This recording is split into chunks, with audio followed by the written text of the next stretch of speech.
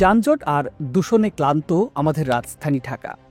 এখানে প্রতিদিনের দৃশ্য একটাই, গাড়ির দীর্ঘ লাইন, কালো ধোঁয়া আর বিরক্তিকর হর্ন।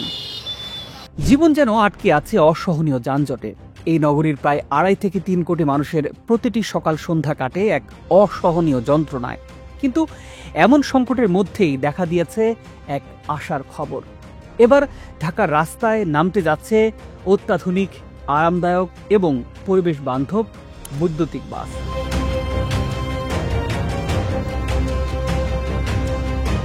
যারা প্রতিদিন এই দুর্ভোগের শিকার হন তাদের কাছে এটা একটা নিছক খবর নয়, এটা এক স্বপ্নের মতোই।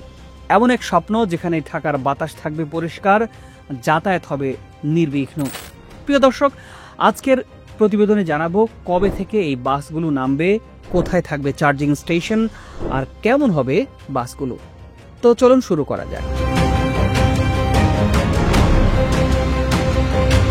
বাংলাদেশের অর্থনীতি এগিয়ে যাচ্ছে, দিন দিন বদলাচ্ছে মানুষের জীবনমান।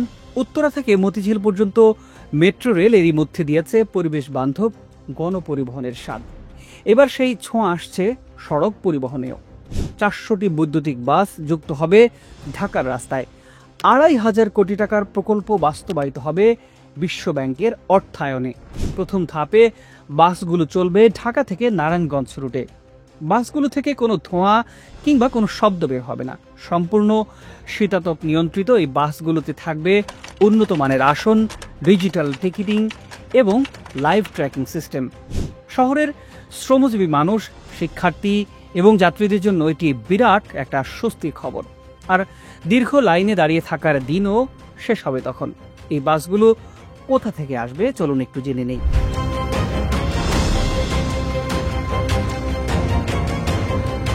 চীনের বিওয়াইডি, ইউটং, জংটং কিংবা দক্ষিণ কোরিয়া ও ইউরোপের প্রযুক্তি থেকে এবার আসতে পারে এই বাসগুলো। ভারতের টাটা, অশোক লেল্যান্ডের মতো কোম্পানির পরিবর্তে এবার বাংলাদেশের ভারত নির্ভরতা কমার সম্ভাবনা আছে। সরকার এবার টেকসই ও রক্ষণাবেক্ষণ বান্ধব ব্র্যান্ড বেছে নিতে আগ্রহী। কারণ অতীতে দেখা গেছে ভারতের বা কোরিয়ার অনেক বাস দ্রুত অকেজ হয়ে গেছে।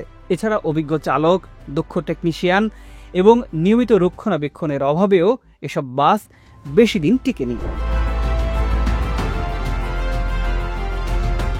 ইলেকট্রিক বাসের ক্ষেত্রে এসব খুঁটিনাটি বিষয় সবচেয়ে গুরুত্বপূর্ণ।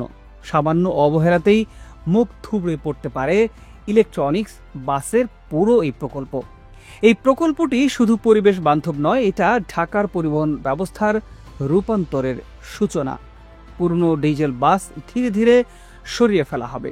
ঢাকাকে দূষণমুক্ত করতে গড়ে তোলা হবে 20টি মোবাইল নির্গমন পরীক্ষার ইউনিট। এছাড়া 5টি নতুন যানবাহন পরিদর্শন কেন্দ্র এবং পুরনো 2টি কেন্দ্র আপগ্রেড করা হবে। সরকারের পরিকল্পনা অনুযায়ী 2025 সালের আগস্ট নাগাদ প্রথম ধাপে চালকদের প্রশিক্ষণ ও 4টি রুটে ইলেকট্রিক বাস চালু করা হবে। আর 2030 সালের মধ্যে সম্পূর্ণভাবে 400টি বাস, 3টি আধুনিক ডিপো ও ডিজিটাল সিস্টেম বাস্তবায়ন করা হবে।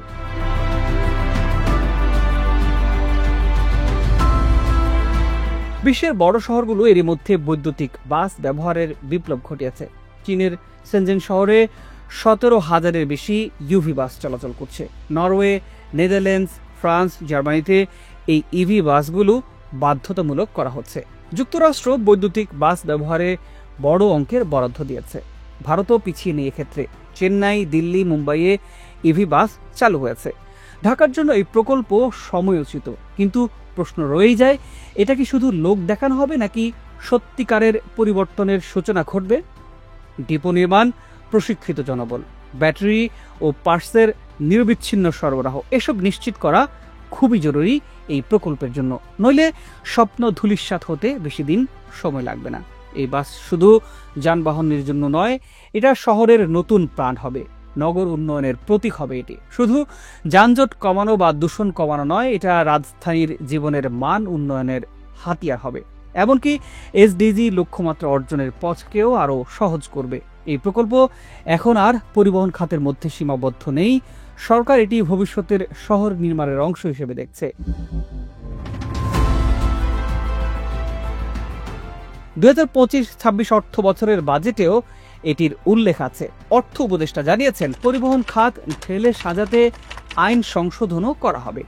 পরিকল্পিতভাবে এগোলে এই প্রকল্প হতে পারে ঢাকার গণপরিবহনের টার্নিং পয়েন্ট।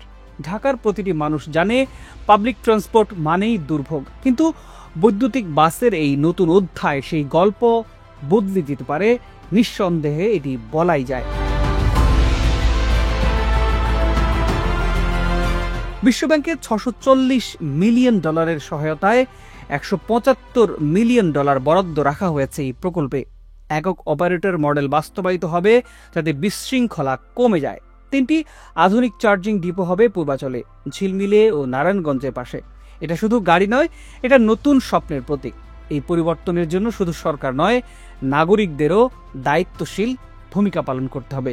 পরিবেশকে ভালোবাসতে হবে, যত্ন নিতে হবে, তবেই গড়ে উঠবে সুন্দর, পরিচ্ছন্ন এবং সুস্থ এক রাজধানী ঢাকা। প্রিয় দর্শক, আপনার মূল্যবান মতামত জানতে চাই আমরা। আজ এ পর্যন্তই, দেখা হবে পরবর্তী ভিডিওতে। ততক্ষণ ভালো থাকুন, সুস্থ থাকুন আর নিরাপদে থাকুন।